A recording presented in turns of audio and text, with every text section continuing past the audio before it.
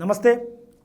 విశ్వనగరంగా అభివృద్ధి చెందిన గ్రేటర్ హైదరాబాద్లో మెట్రో ఫేజ్ 2 విస్తరణ పనులు ఎంత ప్రాముఖ్యత సంతరించుకున్నాయో తెలిసిందే. అయితే మెట్రో ఫేజ్ 2 అనుమతుల విషయంలో రాష్ట్ర కేంద్ర ప్రభుత్వాల మధ్య నువ్వా నేనా అన్న రీతిలో వార్ కొనసాగుతుంది. ముఖ్యంగా ఫేజ్ 2 విషయంలో క్రెడిట్ కేంద్ర ప్రభుత్వానికి దక్కాలా లేదంటే రాష్ట్ర ప్రభుత్వానికి దక్కాలా అన్న చర్చ కూడా నడుస్తుంది. ముఖ్యంగా కేంద్ర ప్రభుత్వం ఈ ఫేజ్ 2 విస్తరణకు సంబంధించి అనుమతుల విషయంలో ఆలస్యం చేస్తుంది అన్నది రాష్ట్ర ప్రభుత్వం వాదన. ఇప్పటికే 2-3 సార్లు ముఖ్యమంత్రి రేవంత్ రెడ్డి కేంద్రానికి నేరుగా లేఖలు రాశారు. ఇటు ఖట్టర్కు, అదేవిధంగా కేంద్ర మంత్రి రాష్ట్రానికి చెందిన నేత కిషన్ రెడ్డికి లేఖలు రాశారు. మెట్రో ఫేజ్ 2 సంబంధించి రాష్ట్ర ప్రభుత్వం నిర్మిస్తున్నాం, దానికి అప్పుకు సంబంధించి కూడా అప్లై చేశాం అని కూడా ఇటీవల రేవంత్ రెడ్డి కొద్ది రోజుల క్రితం మీడియా ముందు చేశారు. తమకు కేంద్ర మంత్రులు అశ్విని వైష్ణవ్, ఖట్టర్తో అంటే సమావేశం ఏర్పాటు చేయించాలని కిషన్ రెడ్డి టార్గెట్గా రేవంత్ రెడ్డి విమర్శలు గుప్పించారు. ఒక రకంగా మెట్రో ఫేజ్ 2 రాకపోవడానికి కిషన్ రెడ్డి కారణమని కూడా ఆయన ఆరోపించారు. అయితే జిహెచ్ఎంసీ ఎన్నికలు అతి త్వరలో జరగబోతున్నాయి. ఇప్పటికే పాలక మండలి పదవీ కాలం ముగిసింది. దసరా తర్వాత ఏ క్షణాలైనా జిహెచ్ఎంసీ ఎన్నికలు నిర్వహించే ఆలోచనలో రాష్ట్ర ప్రభుత్వం ఉంది. జిహెచ్ఎంసీలో పట్టు కోసం ఆ క్రెడిట్ తమకు దక్కాలంటే తమకు దక్కాలని ఇటు బీజేపీ, కాంగ్రెస్ ప్రభుత్వాలు పోటాపోటీ పడుతున్నటువంటి పరిస్థితి. ఢిల్లీకి వెళ్ళినటువంటి రేవంత్ రెడ్డి అనుకున్నట్లుగానే కిషన్ రెడ్డి అపాయింట్మెంట్ ఇప్పించారు. కేంద్ర గ్రామీణాభివృద్ధి మంత్రి ఖట్టర్, రైల్వే మంత్రి అశ్విని వైష్ణవ్, వీరితో పాటు మరో మంత్రితో 2 రోజుల పాటు ఢిల్లీలో ఉన్నటువంటి ముఖ్యమంత్రి రేవంత్ రెడ్డి, అదేవిధంగా కేంద్ర మంత్రి కిషన్ రెడ్డి, వీరిద్దరు కూడా ఆ కేంద్ర మంత్రులతో భేటీ అయ్యారు. అయితే రాష్ట్ర ప్రభుత్వం ఫేజ్ 1ను టేక్ ఓవర్ చేయడం, అదేవిధంగా దానికి వచ్చేటువంటి నష్టాలు లాభాలను చూసుకోవడంతో పాటు ఫేజ్ 2 విషయంలో కూడా కేంద్రం కొన్ని అభ్యంతరాలను తెలిపింది. ముఖ్యంగా ఫేజ్ 2 విస్తరణ విషయంలో మళ్ళీ అంటే ఒక సంస్థతో ఆల్రెడీ రాష్ట్ర ప్రభుత్వం 172 కోట్లు పెట్టి ఆ ప్రాజెక్టు ఫేజ్ 2 ప్రాజెక్టును అంచనా వ్యయాన్ని నిర్ధారించేందుకు, అదేవిధంగా ఫేజ్ 1లో నిర్వహించినటువంటి మెట్రో డైలీ అంటే దానికి సంబంధించినటువంటి డైలీ ఏ విధంగా నడుస్తుంది, ఎంత ఆదాయం వస్తుంది, ఎంత రాష్ట్ర ప్రభుత్వం భరించాల్సి ఉంటుంది అనే దానిపై ఒక కన్సల్టెన్సీ సంస్థను 172 కోట్లు పెట్టి నిర్వహించింది. అయితే కేంద్ర మంత్రులు కలిసిన తర్వాత ముఖ్యమంత్రి కానీ కిషన్ రెడ్డి కానీ కలిసిన తర్వాత సీన్ అంతా మారిపోయినటువంటి పరిస్థితి. మళ్ళీ ఎస్బీఐ అనే సంస్థతో, ఎస్బీఐ వాల్యూ సంస్థతో మళ్ళీ అధ్యయనం చేయించాలని కేంద్ర ప్రభుత్వం పూనుకుంది అని చెప్పుకోవచ్చు.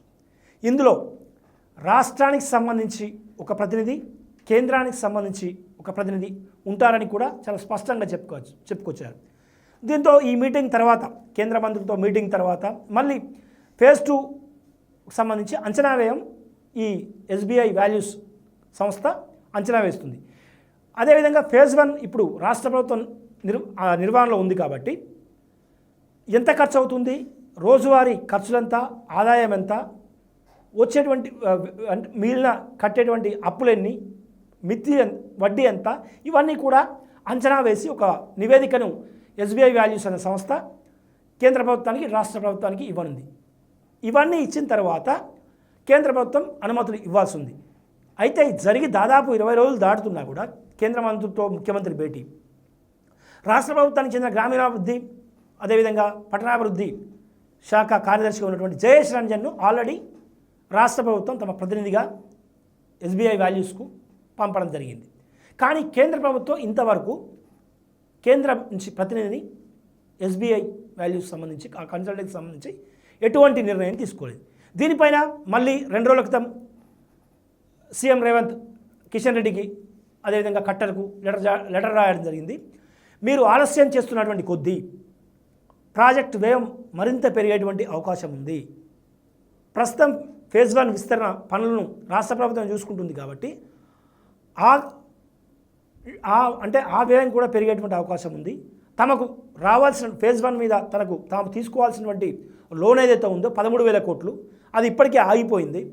త్వరగా పనులు పూర్తి చేయకపోతే రాష్ట్ర ప్రభుత్వం తీవ్రంగా నష్టపోవాల్సి వస్తుంది. అదేవిధంగా విశ్వనగరంగా ఉన్నటువంటి హైదరాబాద్లో రోజు రోజుకు జనాభా పెరుగుతుంది.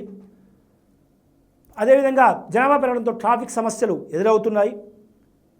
వర్షం పడితే చాలు 1 కిలోమీటర్కు దాదాపు 45 నిమిషాల నుంచి అరగంట పట్టేటువంటి అవకాశం ఉన్నటువంటి నేపథ్యంలో వీలైనంత త్వరగా ఫేజ్ 2 మెట్రో ఫేజ్ 2ను పూర్తి చేసి హైదరాబాద్ వాసులకు అందించాలన్నది తమ ఉద్దేశమని రేవంత్ రెడ్డి చాలా స్పష్టంగా కేంద్ర మంత్రులకు రాసినటువంటి లేఖలో పేర్కొన్నారు.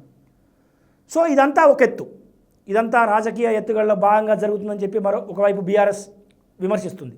సో ఏదేమైనా కూడా ఫేజ్ 2 మెట్రో ఫేజ్ 2 పనులకు అనుమతి ఇవ్వడం అనేది ఇప్పుడు ఖచ్చితంగా కేంద్ర ప్రభుత్వం తక్షణమే అనుమతి ఇవ్వాల్సిన అవసరం ఉంది.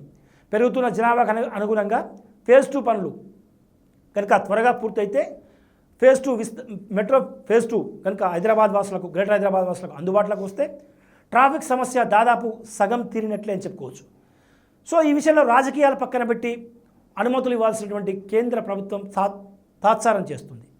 మరోవైపు రాష్ట్ర ప్రభుత్వం వైఖరిని వాళ్ళు ఎండగడుతున్నారు, కేంద్ర ప్రభుత్వం కూడా ఎండగడుతున్నారు. ఏకపక్షంగా రాష్ట్ర ప్రభుత్వం వ్యవహరిస్తుందని ఆరోపణలు చేస్తున్నారు. ఈ ఆరోపణలు ఇవన్నీ పక్కన పెడితే గ్రేటర్ హైదరాబాద్ ప్రజల వాళ్ళని దృష్టిలో పెట్టుకొని కేంద్రం అనుమతులు ఇవ్వాలన్నది పొలిటికల్ సర్కిల్లో కానీ ప్రజల్లో జరుగుతున్న చర్చ. ఇక దీంట్లో కేంద్ర ప్రభుత్వం అనుమతులు ఇవ్వకపోవడానికి ప్రధాన కారణం వచ్చేటువంటి జిహెచ్ఎంసి ఎన్నికలు. జిహెచ్ఎంసి ఎన్నికల్లో ఈసారి ఎట్లాగైనా గ్రేటర్ 3 కార్పొరేషన్గా విభజించారు. ఈ 3 కార్పొరేషన్లపై కాషాయ జెండా వేయాలన్నది బీజేపీ నేతల సంకల్పంగా కనిపిస్తుంది. అందులో భాగంగానే ఇటీవల నితిన్ నబీన్ బీజేపీ జాతీయ అధ్యక్షుడు టూర్ కూడా అందులో భాగంగానే జరిగింది. సో జిహెచ్ఎంసి ఎన్నికలకు ముందు కనుక ఈ మెట్రో ఫేజ్ 2 విస్తరణ కనుక పనులకు అనుమతిస్తే అది ఎన్నికల్లో ప్రధాన అంశంగా ప్రధాన అస్త్రంగా వాడుకోవచ్చు అన్నది కాషాయ నేతల ఆలోచనగా కనిపిస్తుంది. ఎందుకంటే కేవలం గ్రేటర్ హైదరాబాద్లో జిహెచ్ఎంసి పరిధిలోనే ఎన్నికలు జరుగుతాయి కాబట్టి మెట్రో ఫేజ్ 2 విస్తరణ పనులు కూడా ఫేజ్ 2 పనులు కూడా గ్రేటర్ హైదరాబాద్లోనే జరుగుతాయి కాబట్టి మేము మెట్రో సెకండ్ ఫేజ్ పనులకు కూడా అనుమతులు ఇచ్చాము, మెట్రో ఫేజ్ 2 కూడా చేస్తున్నాము, తమకు ఓటేయండి అని కూడా ప్రధాన ప్రచార అస్త్రంగా మారడానికి బీజేపీకి అవకాశం ఉంది.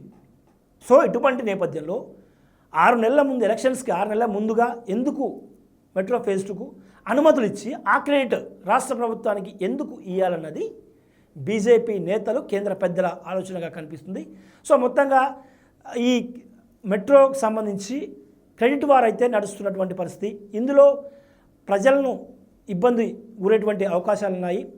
రాష్ట్ర ప్రభుత్వం కూడా ఇనిషియేట్ తీసుకొని అవసరమైతే కేంద్ర పెద్దలను మరొకసారి కలిసినా సరే మెట్రో ఫేజ్ 2 విస్తరణ పనులను తీసుకురావాలని కూడా హైదరాబాద్ నగరవాసులు కోరుకుంటున్నటువంటి పరిస్థితి. మరి ఈ విషయంలో జిహెచ్ఎంసీ ఎన్నికల వరకు అనుమతుల విషయంలో కేంద్ర ప్రభుత్వం ఆగుతుందా, లేదంటే హైదరాబాద్ నగర ప్రజల శ్రేయస్సు దృష్ట్యా మెట్రో ఫేజ్ 2 విస్తరణ పనులకు అనుమతి ఇస్తుందో లేదో వేచి చూడాల్సినటువంటి పరిస్థితి.